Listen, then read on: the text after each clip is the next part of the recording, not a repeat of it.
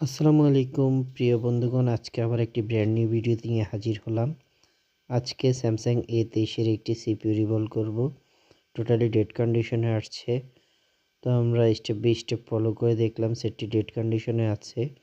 তো আপনারা যারা এই ফেস্টিং আইসি রিভলভ করবেন অবশ্যই একটু মাথায় রাখার চেষ্টা করবেন, ফেস্টিং আইসি দিয়ে আট দেওয়ার দরকার নাই, প্রচুর পরিমাণে আপনি করার দরকার নাই, প্রেশার করার দরকার নেই। ফেস্টিং আইসিতে আপনারা হিট ঠিক রাখবেন, হিটের মেজারমেন্ট ঠিক রাখবেন, হাতের ঘুরানিটা ঠিক রাখবেন। প্রচুর পরিমাণে আপনার প্রেশার করার দরকার নাই, শুধু ঘুরানিটা ঠিক রাখবেন, হিটের মেজারমেন্ট ঠিক রাখবেন, আইসিটা নিচ থেকে উঠে আসবে। আপনারা একটু খেয়াল করবেন, আইসির ভিতরে যে ফেসটা আছে এটা তরমুজের শ্বাসের মতো নরম হবে। তারপরে আপনার যখনই হিট করবেন শুধু হিটের মেজারমেন্ট ঠিক রাখবেন, তরমুজের শ্বাসের মতো নরম হবে।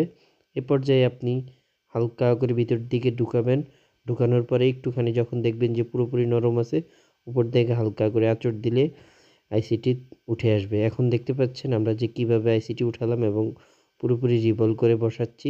এই স্টেপ ফলো করবেন,